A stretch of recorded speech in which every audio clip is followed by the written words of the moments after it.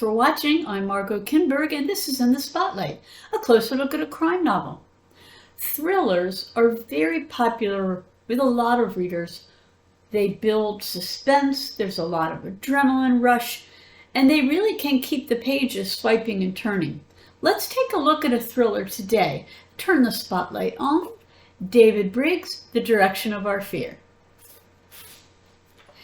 Every morning, a Wellington commuter train leaves the station for its various stops. Among the regulars on board are Brendan Laval, Sally Wainwright, and Thomas Just. Brendan is a middle-aged shop owner who still grieves for his wife, Lynn. He's managed to keep going in the years since her death, but her loss is still very much with him. Sally is a 17-year-old secondary school student. She and her family recently moved to Wellington, and she's just starting to fit in. Tamás is a Hungarian immigrant trying to make a new life for himself so that his wife Katya and son János can join him. Since the three of them see each other on the train on a regular basis, there's a bit of a connection that runs through this novel. We also meet Farida Jandun, a Pakistani immigrant who now lives in Dunedin. She's been recruited by New Zealand security services, and her job is to translate messages that come across chat rooms and other technology, other online communication. The idea is to monitor groups like ISIS and hopefully prevent terrorism. Usually Farida's work is not difficult, but one day she begins seeing some new messages and other communications that suggest that a group might be planning a terrorist act. It's just vague chat at first, nothing concrete. But gradually, Farida comes to believe that something specific and serious is actually in the works. She reports what she's found and then discovers to her dismay that one of the participants is likely someone she knew in the past. If it is, perhaps she can find him and prevent a disaster. The tension builds as the team Farida works for tries to stop whatever's being planned, and as Farida herself goes on her search.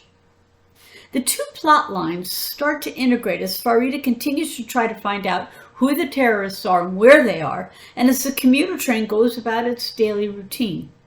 Along the way, we learn each character's backstory, and in the end, we see how all these lives will intersect. So, what are the elements in this story?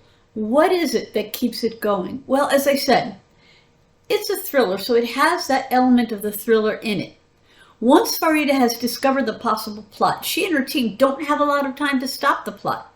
That part of the novel's pacing is fast, and it adds suspense, and there's also the element of something that is all too believable.